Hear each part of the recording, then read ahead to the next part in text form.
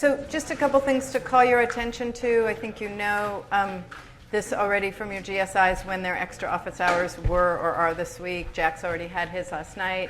I have some extra ones today for about an hour and 20 minutes until I have a meeting.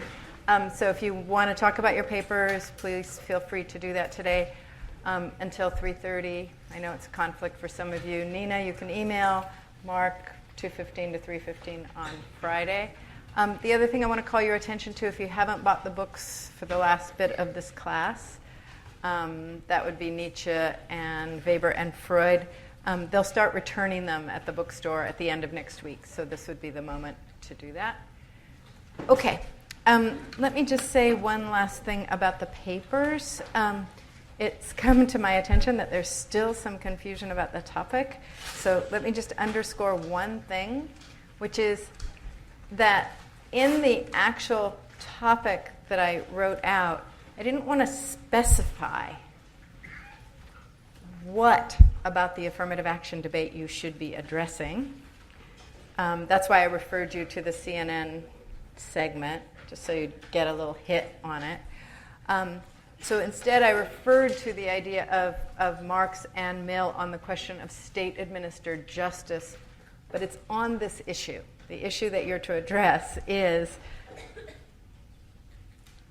how you think Marx and Mill would approach or could be understood to have a position on or to illuminate something about the debate that's going on about whether justice involves, let's just call it, being blind to the particular attributes or histories or social positions of individuals, or whether it involves taking account of that. So it's not like you're just supposed to randomly talk about the state or the question of justice. The focus is this affirmative action debate. Okay, I think for most of you that's very clear. I gather for a few of you it's not, but now it is. I talked about this probably for 10 or 15 minutes a week ago in class, but let me just see if there are any questions. Okay, you're all on your way. You know what you're doing. Okay. Because your papers are coming up, I'm switching the order of my lecture a little bit today so that we first talk about the subjection of women, because I think it has so much bearing on it will help us understand how Mill might be able to contribute to this debate.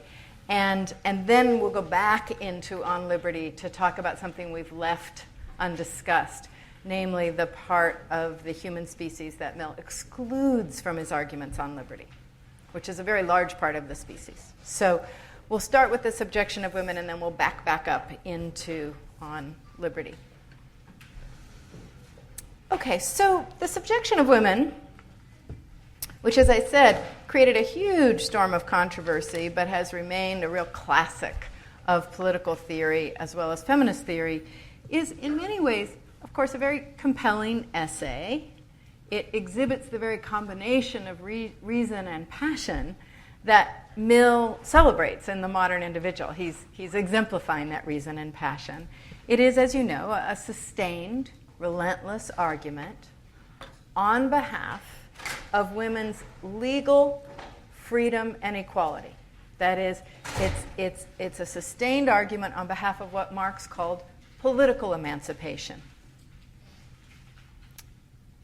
allowing women to have the same rights, the same access, the same enfranchisement as men do, and getting rid of the limits on women's freedom and rights, including the ways in which they're barred from excellent educations and vocations.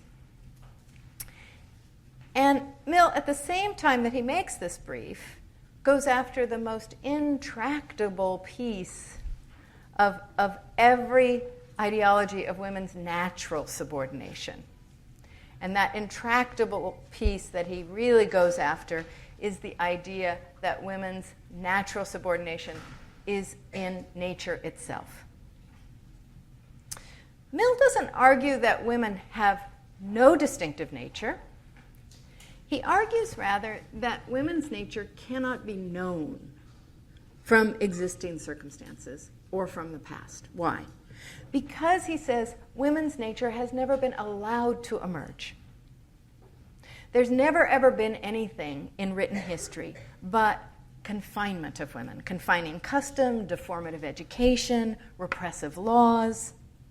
And what he says is, you can't know nature when you've got that mess sitting on top of it, repressing it, deforming it, constraining it, containing it. Moreover, he adds, the existence of all these customs and laws and repression that fashion women's character and actually produce what women are, gives the lie to arguments from nature. What does he mean here? What he means is that if nature naturally makes, that's redundant, if nature makes women inferior or subordinate, then there wouldn't need to be all of these laws and customs and restrictions to secure that. Nature, he says, doesn't need to be enforced. She blossoms in freedom. She blossoms in unconstraint. Enforcement, he says, is the signature of power and interest. And in this case, he says, it's men's power and interest. This is a system, he says, for male benefit. If it were natural, there would be no need for institutions that secure it. There would be no need for the restrictions and the disenfranchisements and the limits on women's existence. Okay, so Mill makes a lot of different arguments. I'm just raising a few against the oldest gambit in the world about women's subordination, namely that it's natural and that women's nature is submissive, servile, docile, or domestic. He argues, for example, that all dominance will appear natural to those who possess it. No one, he says, ever sees their domination as purely a matter of interest or gain. And of course, that was Marx's point about capitalists. They don't see themselves as dominating. They simply see themselves as doing what they do naturally. It was Tocqueville's point about slave masters, and now it's Mill's point about men. And what this reminds us is that unmasking arguments about the naturalness of domination or hierarchy is part of the project of this age, of the 18th and 19th century, and 20th. Part of the project of this age is to be unmasking arguments about the naturalness of slavery, of capitalist domination, of male domination, of exclusion from enfranchisement of the many. Okay, so his first argument, all dominance appears natural to those who possess it. His second is, as I said, nature's never been allowed to emerge. There's only ever been power and custom and repression. So arguments about nature or from nature are founded on nothing. They're simply wrong. You can't know nature until we're free. Third, he says, women's nature can't be deduced from conditions that have trammeled it with power interests. So there's a recognition here, one that we're going to have to watch as Mill releases women into freedom. There's a recognition that women's nature itself, or women's character, women's condition, has been fouled by the conditions in which she has been raised or cultured. So women's nature can't be deduced from conditions which have trammeled it, because you can't see nature once you've squashed it. And he adds, this is the fourth point, what women want can't be deduced from current or past circumstances. Not only what women are can't be deduced from it, but what women want can't be deduced from it, because they've been trained from birth to want what they have. Or they've been terrorized into it by structuring their dependency on men. Plus, he says they've been isolated from one another. They're each put under the rule of one ruler, one man. And he adds, since men want not just obedience from women, but also love and devotion, even women's emotions have been messed with by this system, more than any other subordinate group. Because other subordinate groups, you just exploit or you use the way you use slaves or workers or others. But in the case of women, he says, even their emotional structure has been warped by this order of power. Okay, so far we have Mill arguing against naturalist ideology to make his case. But he also marshals a bunch of other arguments. In fact, one of the things you can see in this essay is Mill just taking everything available and trying to throw it at what he considers to be one of the most entrenched beliefs of his time, namely the belief that women ought to be disenfranchised, ought to be subordinate, and ought to be kept in the home. So far we have arguments against nature. Now let's take a quick look at page 134, where we get an argument about the character of the age and the nature of the modern world. 134.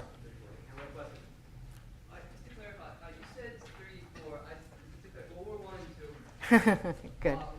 Okay, 1 and 2. All dominance is natural to those who possess it. 2, nature has never been allowed to emerge, only power. 3, women's nature can't be deduced from conditions that have trammeled it with power interests.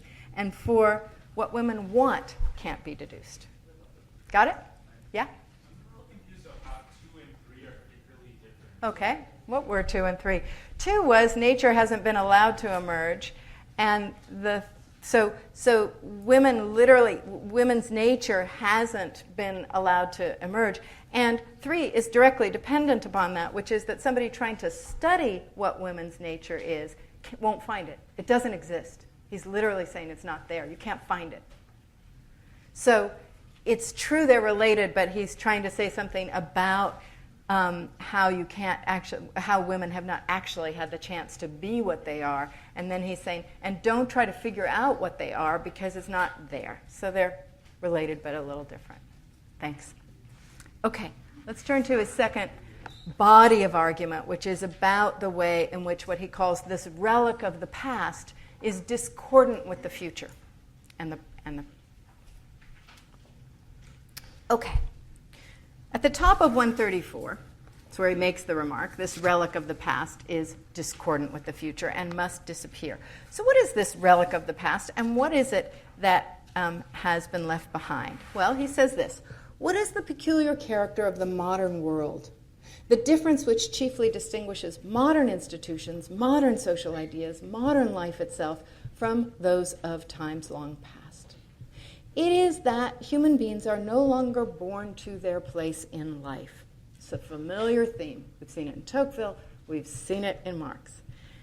They're no longer born to their place in life and chained down by an inexorable bond to the place they're born to, but are free to employ their faculties and such favorable chances as offer to achieve the lot which may appear to them most desirable. So the big difference, we're no longer simply born to serfdom, born to aristocracy, born to being a slave, born to being a subjected person. We are born free, and free to make what we will of ourselves.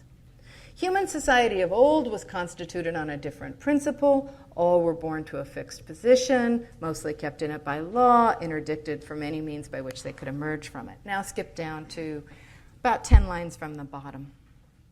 Same page.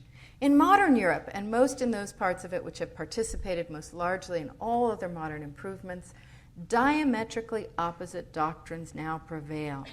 Law and government, he's referring to being told what to do. Now we have the opposite view.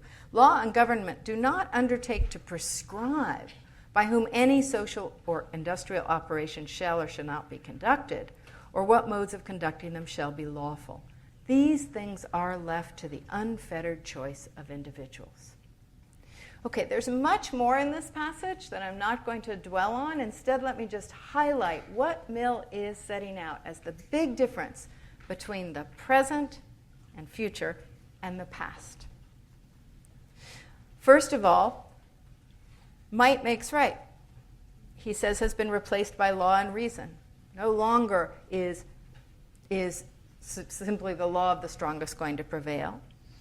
Secondly, he says, and here I'm identifying things in parts of the passage we didn't read together, Slavery is out. Both the force and the degradation of it have been challenged.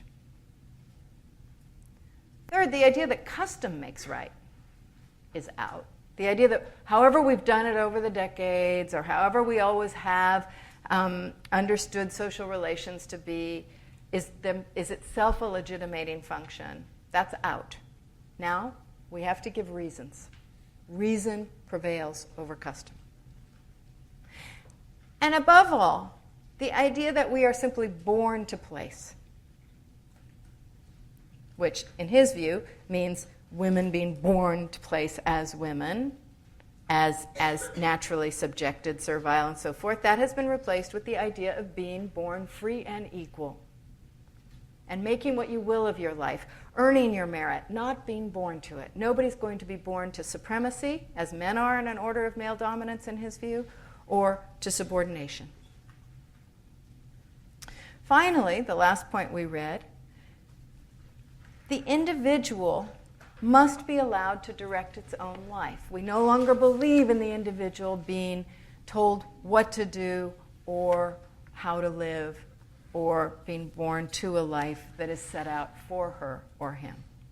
This, Mill believes, has been replaced with a market approach in which pursuit of our own interest is the most powerful, most valuable contribution that we can make to ourselves and to society.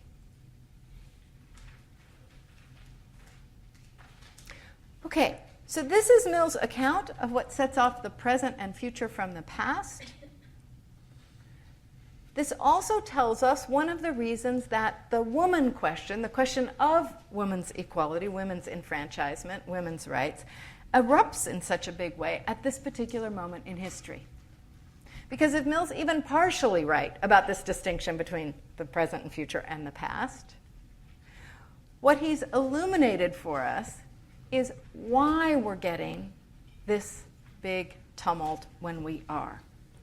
The idea of egalitarianism, of everybody being born free and equal, is based, of course, not only on principles of free competition, but also on what we learned when we thought about this in Tocqueville and Marx, to call abstract or formal personhood. That is to say, everyone is equally eligible for civic and political life and to do whatever else they want to do, simply on the basis of being a person.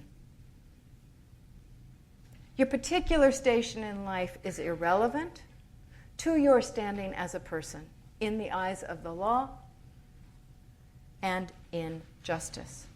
In other words, you're no longer born to position, you earn it. Meritocracy, which Mill does believe in, is born out of equality of opportunity.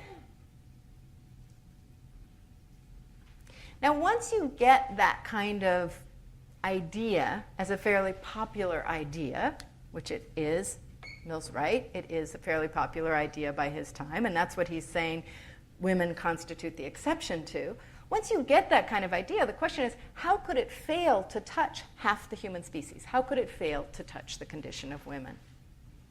For it not to pertain to women, you would have to have very good arguments about how women are not really persons. And of course, there were such arguments floating around at the time. But they become increasingly hard to sustain, not because women's difference is insignificant. Mill himself is acknowledging some difference between the sexes, but because that difference does not seem relevant to the abstract notion of personhood that makes you a candidate for rights, enfranchisement, and opportunities. Let me underscore this. In this new age, personhood itself, as much as it's universalized, is also a very thin concept. It's based solely on existence, on just being a human, not on substantive qualities or activities. So Mill seizes on this thinness of the notion of personhood to ask, why should women be excluded from the category of persons? All right, so these are the kinds of arguments that Mill is making for women's, for the wrong of women's disenfranchisement, lack of rights, and lack of opportunity. What he's essentially telling us is that the argument for women's subjection and for the naturalness of women's subjection is without foundation, it's untested against alternatives, and it's outdated. It's anachronistic. It partakes of a whole bunch of things we, he says, no longer believe. Now, this is all pretty powerful rhetoric against what he calls the dominant feeling of the age. So now we have a problem. Mill has a bunch of arguments against something that he also knows is the dominant view and the dominant feeling of the age by those in power, namely men. And he knows this feeling isn't just a casual sentiment. It's a deep investment by the men who benefit from it. He's very clear about that. It's a feeling he knows men aren't going to give up easily because they'll lose so much in the way of easy dominance. Again, remember in On Liberty that Mill doesn't ever say, we all want everyone to be free. He only says each of us wants freedom and ought to have it. But he also says we don't necessarily want it for others. It's not really a natural sentiment in us to want everyone's freedom. In fact, he hints, though he doesn't quite say it this way, that we have a nature that is more likely to want the comportment, the conformity, if not dominance over others. So he has a huge task. He has to work against what he takes to be the nature of men, and not just men as men, but really all humans, to naturally want to dominate and coerce others and to naturally want privilege. He has to work against that and appeal to the convictions of the age and appeal to reason and appeal to the idea of abstract personhood and appeal to some other things that we're going to talk about in a second to argue that no one should be subordinated by law or other constraints. And that's what he does in most of the text. All right, so now let's look at some of the problems that come up along the way as he makes this passionate brief. We start with some internal contradictions. Mill believes that once women are emancipated, they will still naturally gravitate toward their natural vocation. What happened to all that not being able to know women's nature? Their natural vocation, which will be the household vocation of wife and mother. So what do we have? We have Mill, among other things, bringing nature back in, but also not challenging the sexual division of labor between the household and the public sphere or the market that underpins an important part of women's dependency and subordination. Remember that one of the things that's going on in this particular moment in history is the household is separating from the rest of the economy in an unprecedented way historically.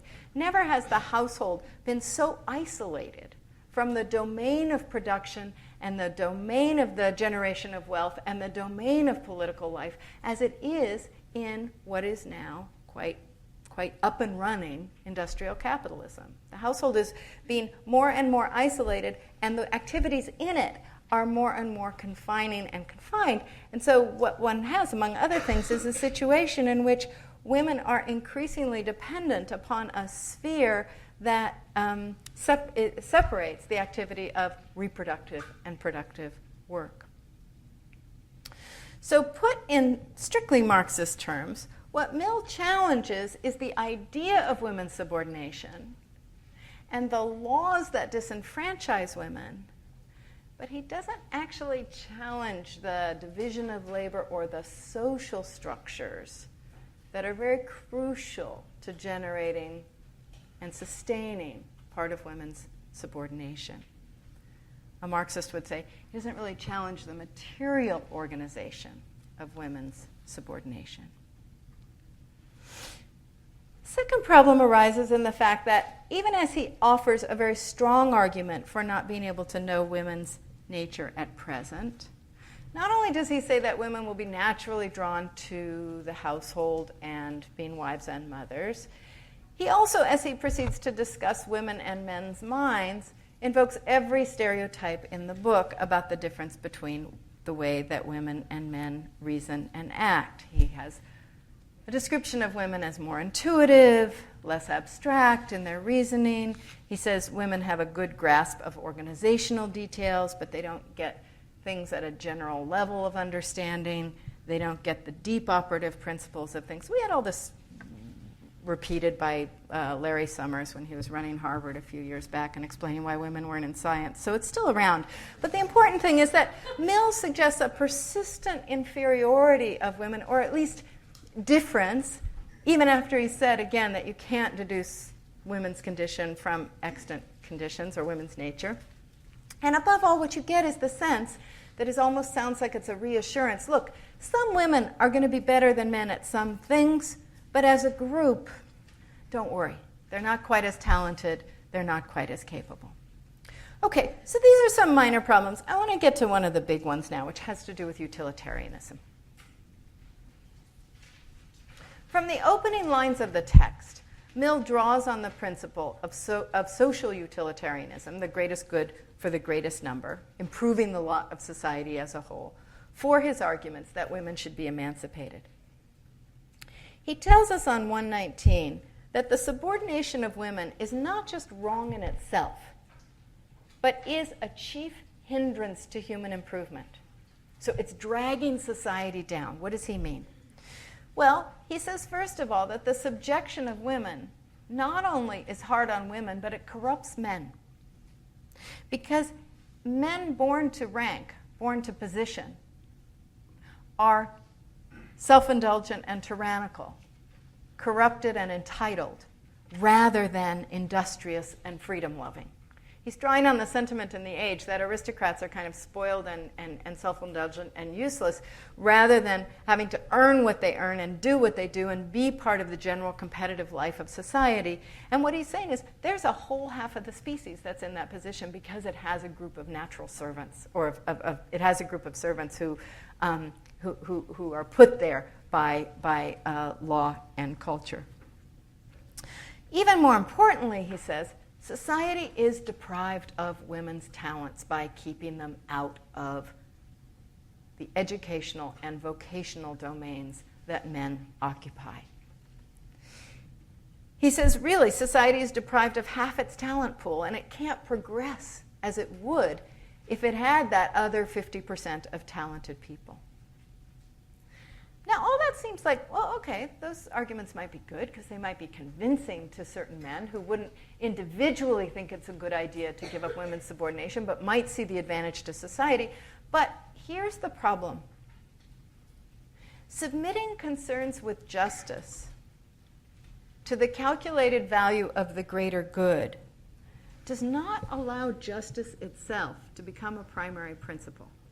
I'll just say it again. Submitting concerns with justice to the calculated value of what's for the greater good, the greatest good for the greatest number, doesn't allow justice to become a primary principle. And we saw this in Mill's essay on liberty. It was a persistent tension in that essay. A tension between his desire to argue for liberty as an intrinsic value important for every individual, and his desire to argue that it's good for society as a whole because it lets the best things come out of society as a whole, even if most people can't make any use of it. He tried to put these two things together.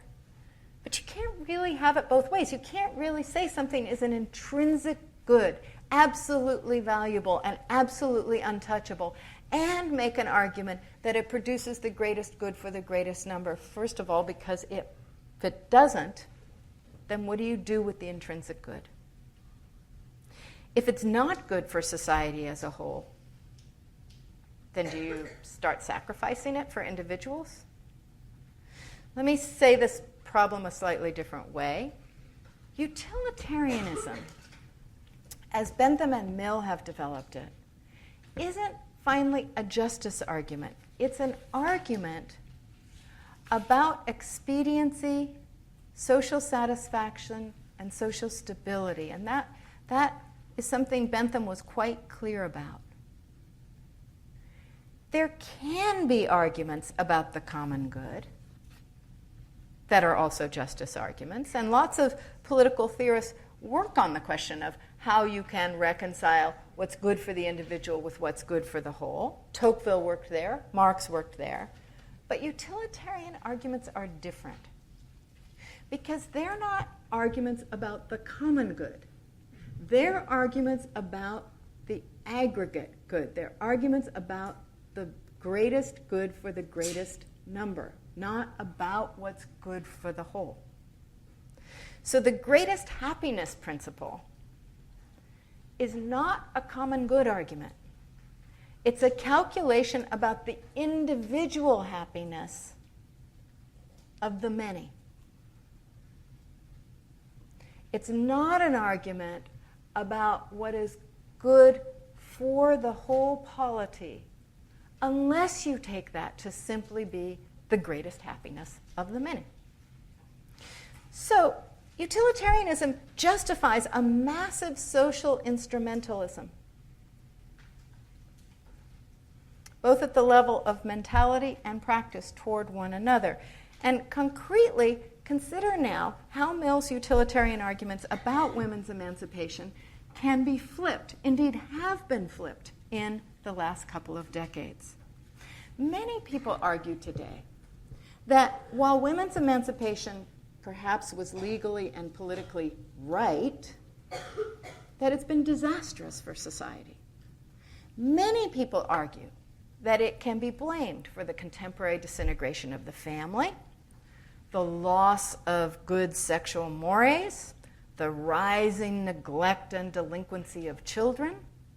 Many people argue that the traditional heterosexual family with a stay-at-home mother and wife is crucial to producing a stable foundation for marriage, for family, for society, for the social order as a whole.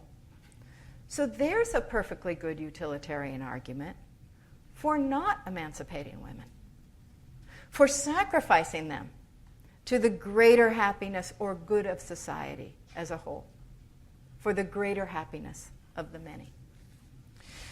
So what I'm suggesting here is that as Mill marshals utilitarianism for his argument, he's counting on something that won't necessarily go the way that he wants it to. Now let me get to the last sort of big problem in Mill's argument. And again, this isn't to dash the whole essay. It's a remarkable essay in so many ways. It's passionate, it's exciting, and it's also full of all of the elements of the age, but it's also full of all the tensions that you could possibly find in Mill, about nature, about not nature, about reason, about passion, about utilitarianism, about intrinsic goods, and so forth. But let's get to the last one, which I've sort of separated out, which has to do with market ideology and equality of opportunity. In addition to utilitarianism, but also converging with it in some ways, Mill relies very heavily on free market ideology in his arguments about why women should be emancipated. He says first that if you let women's natural inclinations and capacities emerge, along with men's, you'll have the best possible situation for the individual and the greatest good for society as a whole. So this is pure Adam Smith. Just let everybody do their own thing, and it will produce the best for us as individuals and for society as a whole. Let everyone compete, and excellence will also surface. People will not only do what they're most fitted to do, they'll produce the finest ideas and actions and inventions. Secondly, he adds, this pure competition is pure fairness.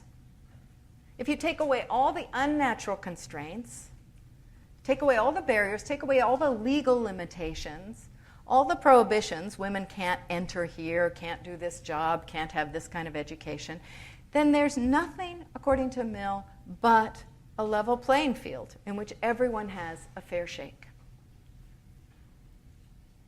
And this open field is the domain in which Mill believes human nature will really show itself. We'll finally know what women and men are really capable of. Okay, so what's the problem with this? Well, we heard some of it from Marx. It bears all the limitations of political emancipation and all the limitations of just thinking about the domain of society and economy, as Marx puts it, from the perspective of the realm of exchange or the market, just looking at it in terms of what's circulating on the surface.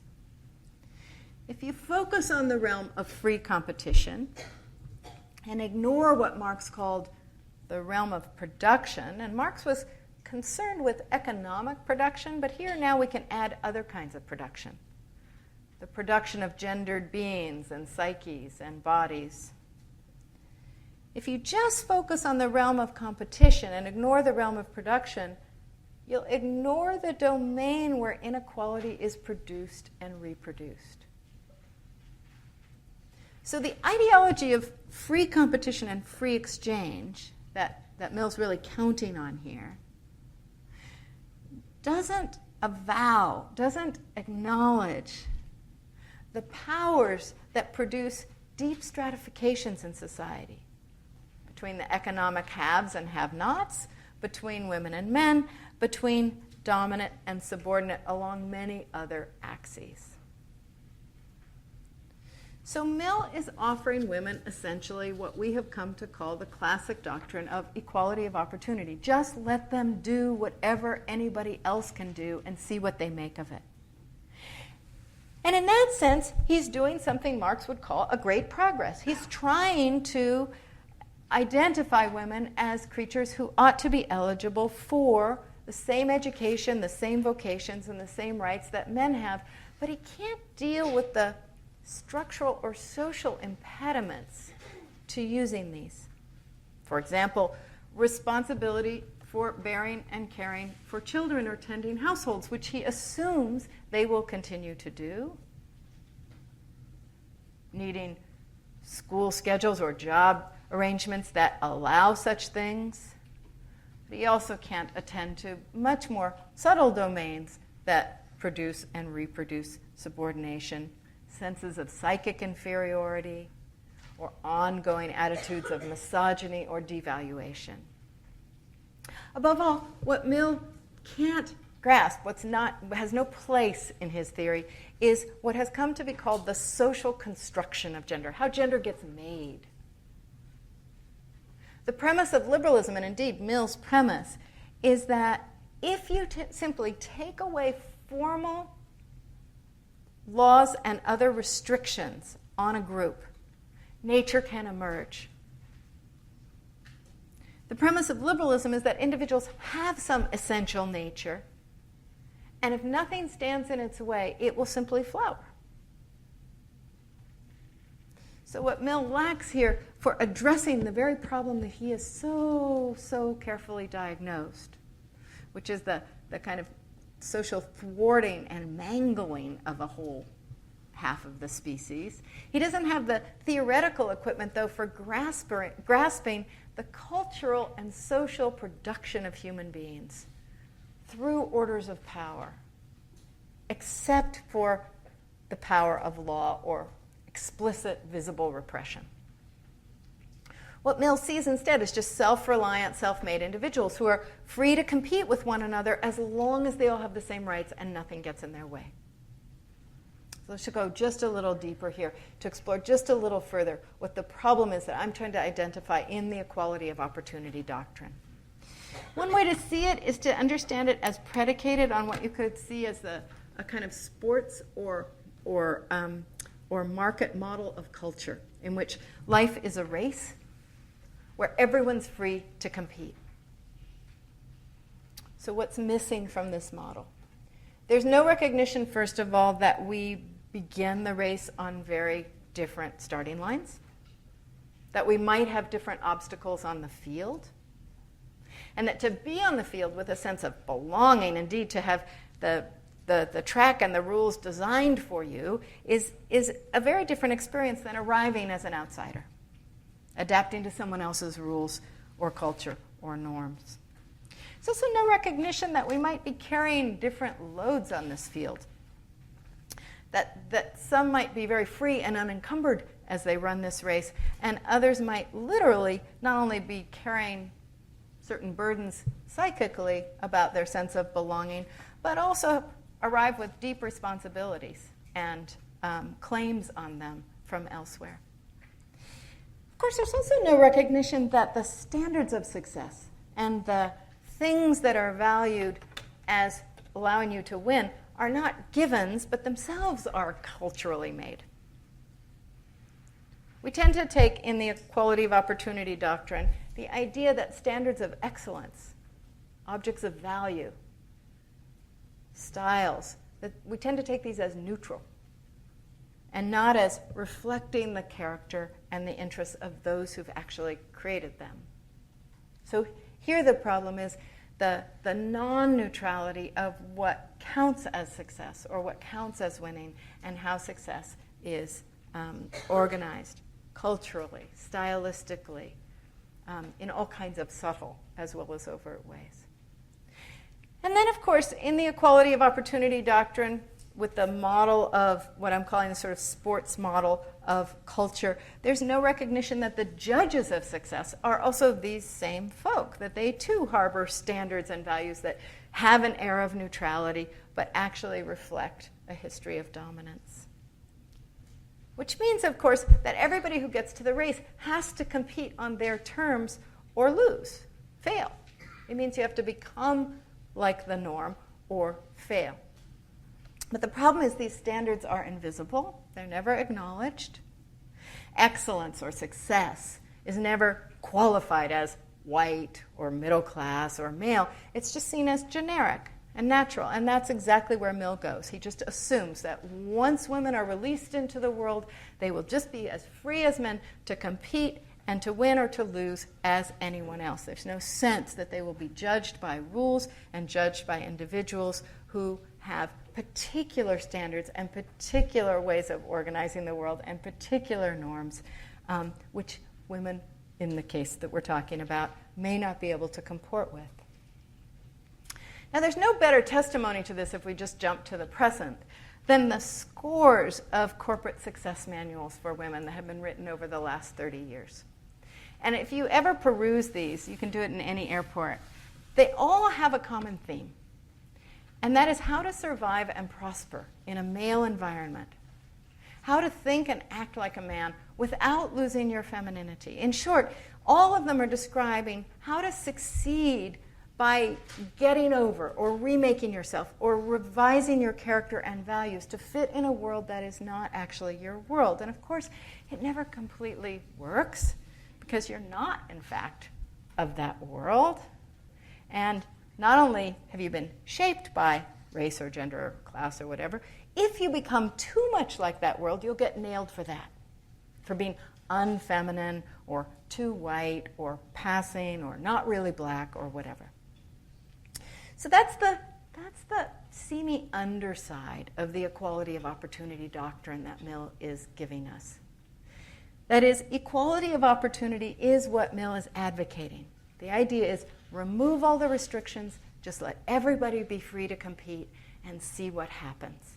And what I'm trying to suggest, trying to help you a bit with your papers, is that what you get from him is precisely the kind of thing that Marx was so worried about on the Jewish question and in his treatment of ideology as well as class. Okay, that's as much as I'm going to help you. Now I would like to go, since we still have a little time, to the question of colonialism and civilization, and then I'll take your questions about the whole, okay? Okay, so let's just talk a little. We're going to back up now into On Liberty.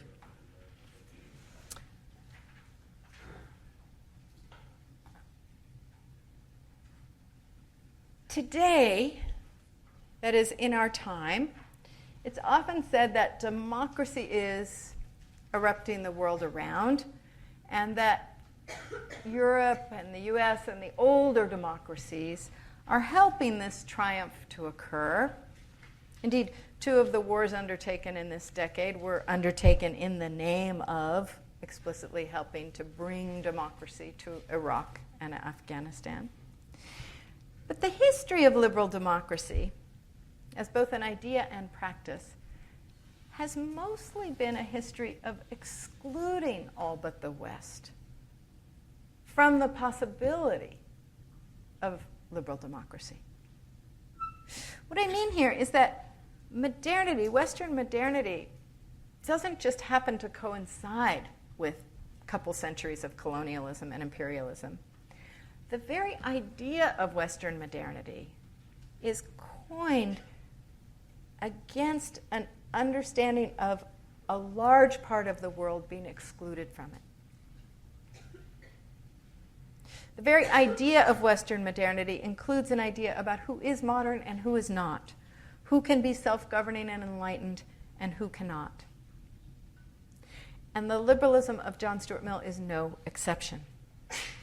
To see this really clearly, we start with the passage that excludes most of the world from the purview of the essay on liberty. And for this, we need to go back to page 13. That page that we go to again and again. It's the one that introduces the liberty principle, the harm principle, and then at the bottom of the page, second full paragraph, Mill says, "It's perhaps hardly necessary to say that this doctrine is meant to apply only to human beings in the maturity of their faculties. We're not speaking of children or young persons. For the same reason, we may leave out of consideration those backward states of society in which the race itself may be considered as its nonage." So what do we have?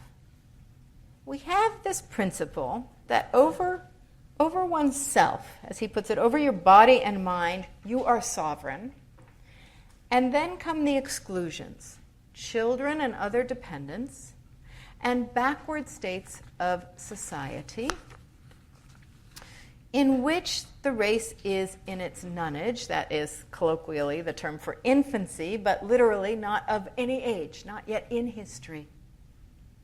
Now, more than left out, these are societies, Mill then tells us in the very next 2 sentences, in which despotism is legitimate. Now, despotism is power without a rule, not even law.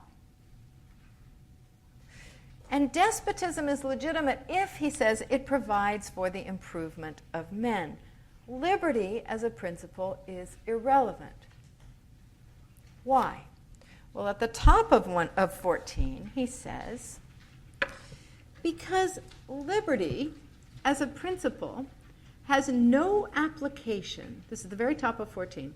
Liberty as a principle has no application to any state of things anterior to the time when mankind have become capable of being improved by free and equal discussion.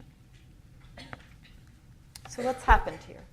In a very short paragraph, Mill has excluded first children and then all the world except Europe and North America from the principle of individual and collective sovereignty over itself. So all the world has been excluded from the principle of having rightly individual sovereignty and collective sovereignty. Instead, it's appropriately ruled by despots. And what we need to figure out is what's the relationship between excluding children and excluding all the rest of the world from this principle? What happened here? Why did we get from someone who has literally laid his reputation on the line for the feminist cause, as we just saw, with great passion, great zeal, and as a result, the subject of great ridicule? Why did he insist that women were people and entitled to equal rights with men, when he was just laughed out of most British parlors and parliamentary sessions for this, and yet argue that most of the rest of the world was not? What you learn from reading Uday Mehta's work, the assignment of the chapter that was posted on B-Space for this week, is that Mill takes over from his father, James, and from the age more generally, the conviction that Europe represents civilization and is, as such, at the forefront of all progress in human existence. And these two things go together, representing civilization and being at the forefront of progress. That is, Europe is civilization because it represents the culmination of progress, defined how? As the prevalence of reason and individuality. What did he tell us? Liberty can't be applied anywhere where you're not yet capable of being improved by free and equal discussion, and then he elaborates, that is, capable of using your reason and being an individual who can engage in it. Okay, so reason and individuality. These two also go together because individuality and individualization is understood by Mill to occur only when reason reigns.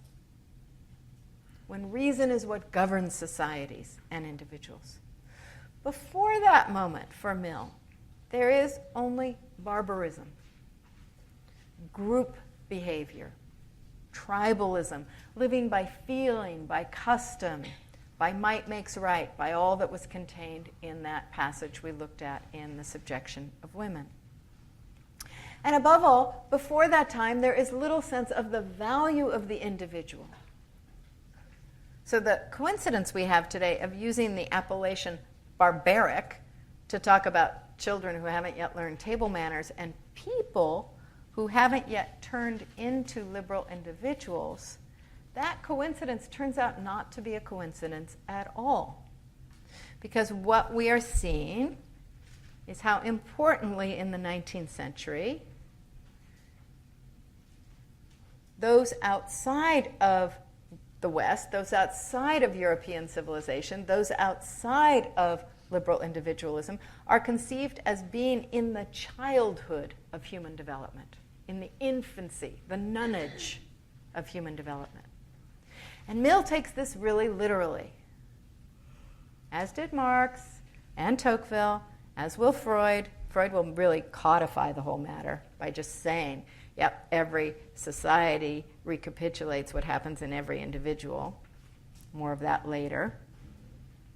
This notion that what's outside of Europe is Europe's own infancy, its own past, its own beginning, is so ubiquitous in 19th century thought. And important threads really persist up to the present in various kinds of stereotypes of certain peoples as childlike. That thing that National Geographic still loves to depict, that sort of lovely, bucolic, childlike tribe off in some place. So it's not surprising that Mill recycles it, but it's very consequential. It means that Mill doesn't regard savages or primitives or barbarians, as he calls them, as inherently inferior to Europeans. They're just drastically behind them in development. And that's what makes them ineligible for self-governance. That's what makes them best served by European colonial domination. That's what makes it appropriate for a despot, including a colonial despot, to rule them if he can improve them. He will develop the undeveloped, bring civilization, move them along the path of development. In other words, that's what justifies a kind of illiberal violence toward the non-West. It's part of the civilizing process, and it's all that you can use when you're dealing with such people. Now, in addition, we need to note that in this progress narrative, Europe is then able, as it engages in colonialism and imperialism, to conceive of itself not as exploiting the vulnerable or colonizing those who were formerly free, but rather as simply burdened by improving the uncivilized. with the goal of trying to produce the same individualization, the same reasoning capacities, the same orientation toward the market, the same Victorian morality that was present in 19th century Europe. So the idea is to transform the savage and the primitive into liberal, reasoning, market-oriented individuals. Now, the question for those who are attached to Millian liberalism, who like other aspects of Mill, but perhaps not like this part so much, and the question that Uday Mehta asks in the reading you were assigned, is whether this aspect of liberal democratic theory is incidental to it or deep in its fibers. And that's the important question for us today. Is this aspect of liberal democratic theory, is this aspect of liberalism essential and inherent in it, or is it just an accident of the time? Can you shed this civilizational discourse, this formulation of liberalism as a conquering imperial creed that will bring light to the dark corners of the world and pull the rest of the world along the road of progress? Is it possible to excise that narrative of progress, of rightful domination, of appropriate despotism for the savage and the barbaric? Is it possible to get rid of the idea, the history that Mill's liberalism is embedded in, of emerging from a dark, primitive, unfree, unreasoning childhood into a white, light, emancipated, rational maturity? Can liberalism stand on other premises? Can we just get rid of that? Well, one of the things this would entail is liberalism shifting from understanding itself as the truth about human beings to just being a form of society. Rather than being the end of history, as Francis Fukuyama tells the story, that is the place where we're all supposed to end up and the place that history is aiming at, and instead just be what happened in one part of the world and appropriate to or chosen by certain people. The other question would be, is it possible for liberalism to extend its principles of tolerance and mutual respect to non-liberal societies, to other peoples and cultures, without demanding that they first convert to liberal individualism? And these are the sort of hard questions for our time. These are the questions that weren't handled so well in the last century. I mean, it's certainly the case that most of the interventions and imperial wars by the U.S. and by Europe in East Asia and Latin America, the Caribbean, Africa, and so forth over the second half of the 20th century used more or less this rubric of the barbaric and the savage coming in contact with the civilized and the enlightened, and used the argument that what we were doing was bringing along the rest of the world or helping it emancipate itself. So there's questions here that I won't take too much time to delve into. I'll just say I think what it would take for liberalism to completely cleanse itself of this particular imbrication with a colonial story, a colonial narrative, would be at least the following. It would have to make a distinction between the value of the liberal individual and liberal democracy and the market. It would have to make some separation between those two. It would have to give up on its attachment to being true with a capital T. That is, again, as I said, being the truth about human beings and the true way to live. It would have to accept this idea that I mentioned, that it's not the only order of human existence that makes us free, but that it is, in fact, a particular culture, a particular way of life. It would have to give up the equation of liberal individualism with valuing the individual altogether. There might be other ways to value the individual. Very often liberalism looks through its lenses out at other parts of the world and can't see the individual valued if it's not an individual armed with rights and market entitlements. And it would probably have to give up the conviction that it is the leader of civilization. You have to accept that it has had an important place in the world, but that liberal democracy is, again, as I said, but one form, one way of doing culture and doing civilization. Those are all very hard things. I'm not suggesting that I've arrived or that anybody has arrived. I think those are the challenges for liberalism if it's going to give up the colonial narrative that has been so crucial to it that we see in Mill, and that we see in Mill right at the point at which he introduces his most famous principle of liberty.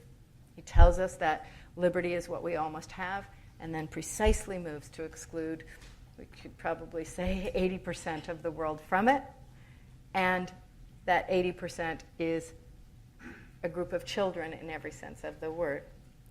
Okay, so let me stop there. Let me take your questions about any aspect of Mill, any aspect of Marx, any aspect of anything that concludes this part of our work together. But let me get a bottle of water first.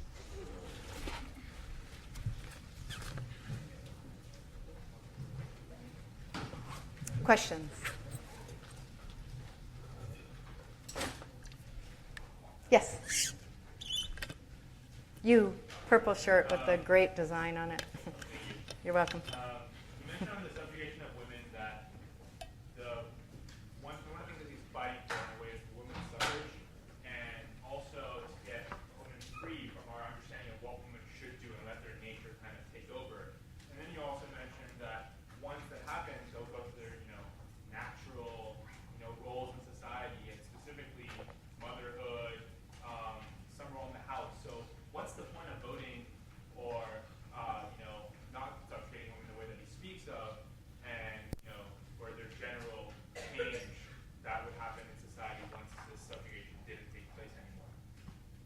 So if I understand your question correctly, it's if not much is going to change,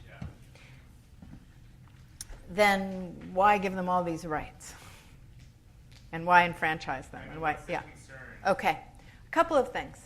One thing is that Mill genuinely does think that women have been kept in an unenlightened and kind of primitive state. So he actually thinks it's better for everybody. And at one point he even makes the argument, they'll make better mothers and wives if they're educated. Get them a good education, and they'll be more reasonable and rational and enlightened, and they won't be these kind of drudges that they've been made to be. Secondly, even if they are going to be mainly wives and mothers, he wants them to have every other opportunity. So he's trying to cut it all ways. Go ahead. Yeah, have every other opportunity that isn't really what they should naturally be doing. Yeah. Yeah, for sure. There we are. But in that sense, I'm not sure Mill is so different from what a lot of other people would want to argue even today about, we need them doing that. We need women doing that. And at the same time, we aren't going to demand that they do that. And we certainly would not want to give them the rights, the opportunities, and the education to do everything else. Let me put this problem a little bit differently. One of the things Mill can't take on at all is class. So what you can see is that on some level what he's doing is emancipating women who can have a fair amount of actual household labor taken care of for them and get their educations and have something of a civic life and still do their duty, but with, as he would, we could say now, we could say then, with nannies and cooks and other things to sort of take care of that. And so Mill is emancipating women to take their place in the world, including as politicians and as teachers and as any other vocation. But he wants to make sure the household actually is taken care of and stays intact. And so one way to understand this is that he can't actually address this directly, but what he's really doing is emancipating bourgeois women who can arrange for that to happen essentially through buying it. But another way to put the matter is that he wants us to be free and at the same time doesn't want to destabilize much of society. That's the point. That's the object here, is to free everybody without upsetting many of the existing structures. He doesn't want women to be confined to marriages that they hate. He doesn't want them to be beaten by men. He doesn't want them to be constrained or treated badly by men. So he wants all that to change without undoing these basic structures of society. Did that get near your... Yeah, but you put your finger on it. It's half emancipation. It doesn't, it's why I say Marx would have a field day with this, because it's not getting at the material conditions that are sustaining a sexual division of labor and sustaining supremacy. It's not getting at those conditions, but it's lifting the formal restrictions and lifting the formal impediments. Yeah. I was going to say it just seems like it's a value benefit, not so much a material change that we think is going to be the end point of this. Just like we think this is good because it's good, so let's do it. Not so much. Great. So then there's one more piece, which remember, Mill's always on the lookout for genius. Might always be out there. So even if most women are doing the wife and mother thing, there might be a Harriet Taylor somewhere and others who, there might be a female Steve Jobs, there might be a whatever, there might be someone, and he doesn't want that to be extinguished because, and that's what the free market stuff is. Just let everything be out there, let everything circulate, let everybody try to maximize their possibility. But he's not going to go after the structures that keep certain people in certain places. Yes? Well, so Mill's also about the emancipation of women. Thinks that we should not assist them at all, so we could actually bring out. Just a little louder, sorry. He thinks we should not what? He thinks that we should not assist them at all towards this emancipations, like except by breaking the laws that constrain them, so they could actually bring out their real nature. Is that it? I smell an affirmative action question. He is.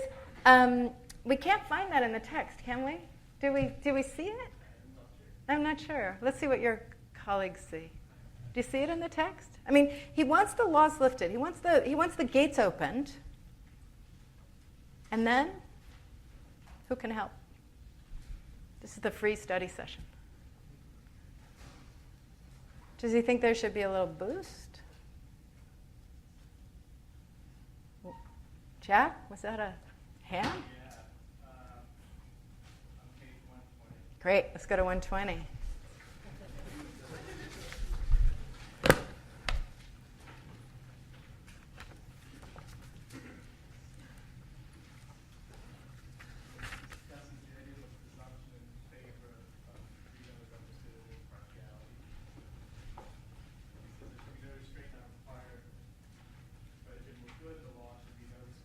Before Jack keeps reading, he's about 10 lines from the bottom. It's held that there should be no restraint. Go ahead. We should treat all alike, save where dissimilarity in treatment requirement reasons either of justice or power. Now we need a close reading of that sentence.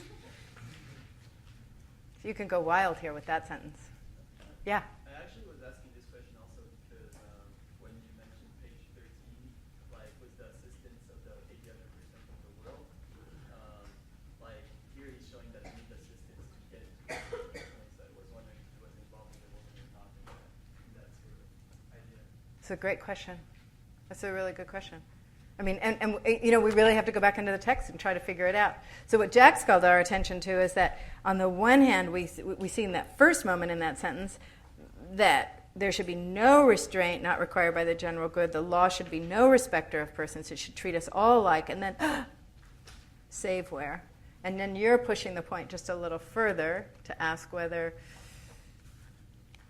there are exclusions that are similar to the ones that we saw on page 13 for the liberty principle. Okay, now you've got lots to think about. Other questions or other thoughts on this? Let me go back here and then I'll come to you. Yeah. So in one sense, I feel like he's contradicting himself because in page 120, the sentence you just read, he's basically stating that for it to be equal, it should almost be colorblind, or like not colorblind, but just not be like of the sex. But then he goes back and is acknowledging an inequality within women. So it's contradicting that justice can't be blind because, or it should be blind, but then it also needs to consider the inequality between women. Okay, explain that second move that you're making. What are you saying about the inequality between women? For me, it's contradicting because in the 120, we read that it says that equality should just be given to everyone. Right? Just No respecter of persons. no respect to anything. But he's also acknowledging that there is an equality between women, so you can't really go forth with this statement. You mean between women and men? Yeah. Okay. Within the society. Right. So for me, it's contradicting. Okay, but let's ask, what does he think would remove that inequality? Let's just get that out on the table. What would remove that inequality? Clearly, any law that is gender specific. So he's got a bunch of laws he wants overturned, starting with enfranchisement. All women ought to be enfranchised. But secondly, divorce law and marriage law and all of that. No, men should have no privileges or entitlements that women don't have. Property law, that women should be able to hold property. He just thinks the law ought to be absolutely neutral. And he thinks women ought to have full access to education and to any vocation. So now, do we think there's anything left that he feels is producing that inequality? That's our question. That's what we're struggling with. Or are we done? What did you say? Oh. Yes. I just have a question though. So, considering the fact that he does acknowledge, or he more likely concludes that women will likely end up being housewives and mothers, couldn't we argue that his ultimate goal, he probably does view material inequality, but his goal is not de facto equality, but de jure? And so you think what he's after is just to make sure everyone has an opportunity. He is not trying to make an equal society. I feel like the tension is there. I don't think it's explicitly. No, I think you're exactly right. I think that's what it means to have an attachment to a market society. You're not trying to make the world equal. You're trying to make it, you're trying to unleash all the possible talent there is in it to do whatever it can do and whatever it wants to do or doesn't want to do.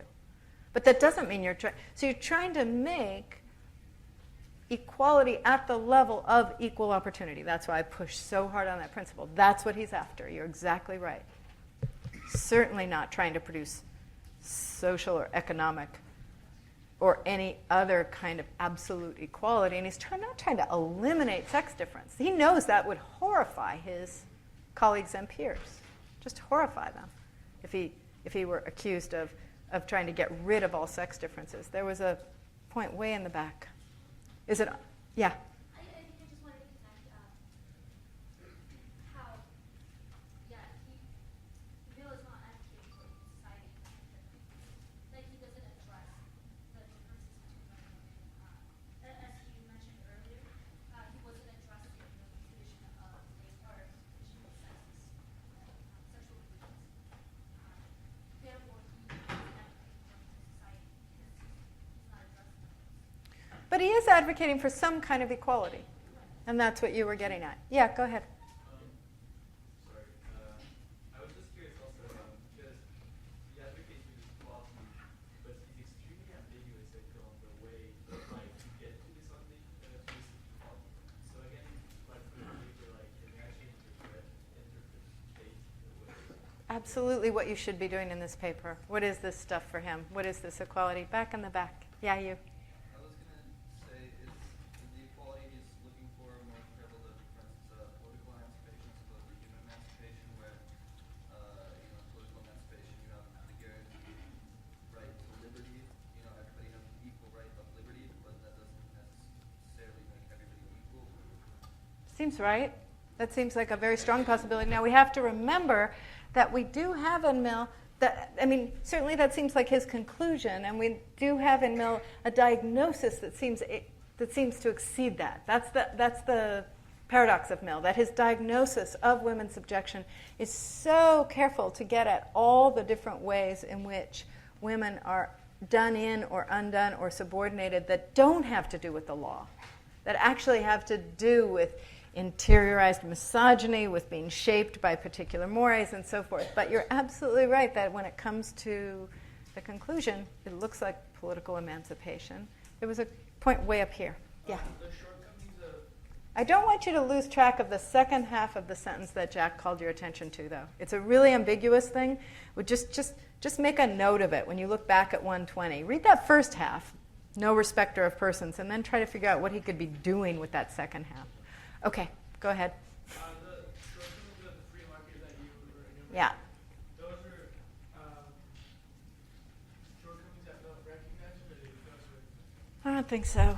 The question is, does Mill recognize the limitations of equality of opportunity doctrine, or the what I'm calling a kind of market theory of culture? And no, I don't think he does. I mean, I'm trying to sort of highlight them for you so you can start to see some of the what the elements are of liberalism that operates in the realm of emancipation through the law and through access, but doesn't get at the domain of where inequality and subjection is actually produced and reproduced. If Mill was alive today, you look at what the so-called market theory has created in our society through Wall Street financial institutions, Okay, this is the tricky thing.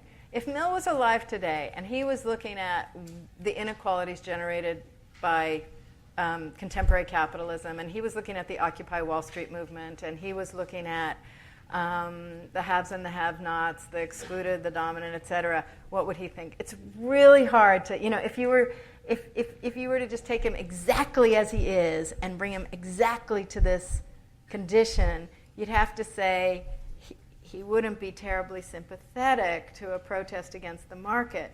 But then if you try to take this another level, which is not what I'm asking you to do in your paper, and ask, who is Mill the thinker who's trying to think about very well-developed individuals, all creative, all blossoming, a progressing society, a highly developed society, and so forth? Might he have a different analysis? Might he reverse some of his beliefs? I think it's likely. I mean, I think the sensibility you get from this guy is not just pure free marketeering. He just happens to take it up at the time and really believe it works as a social doctrine. Was it you? No. Somebody in here had a question. Yes. We'll take two more. I think we have time. Yeah. Honestly, Yeah.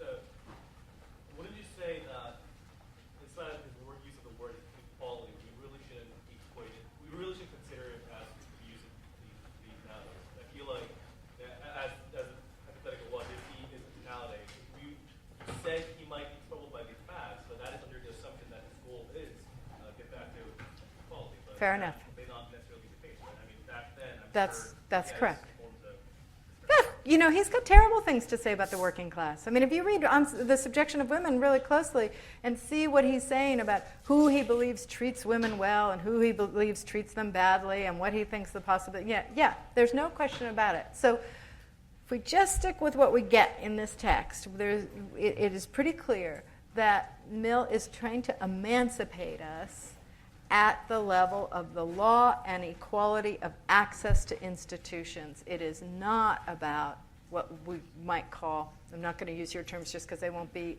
widely or universally understood. It's not going to be a substantive social economic level. That's not his interest. His interest is releasing everybody from constraints. Last question. Somebody, there's many. You know what, let me just take all your questions. I'll answer them all at once. You. The Marxist critique of this be that even if you give women sort of free rights under the law, they will still be confined to their roles by the certain economic conditions? Could the Marxist critique be that if you gave women equality under the law, they would still be confined to their roles because of economic conditions? That is certainly a possibility. I was just wondering if you could maybe highlight one thing Mill's notion of charity is, because at the end of the section,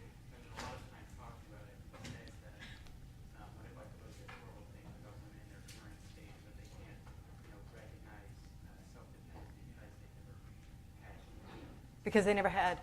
their own independent choice. And it's kind of ambiguous what he means by charity. Yeah, okay, that's a really good question. So he's very big on it, and he's also very nervous about it in certain places. He's caught in that debate that was going on then as well as now about whether charity is important and good for society or whether it makes people weak and dependent.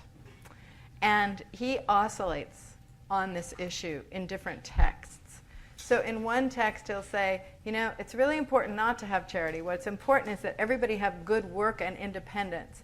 And elsewhere he'll say, it's really important that we have it in order to have generosity and bring everybody up. But here what we're getting is that real focus on the importance of independence, self-sufficiency, and the ability to take care of yourself. Okay, good luck. I will be in my office in about an hour, and so will everybody else. Yeah. Sure. Let me just turn off my microphone so you and I don't go out to...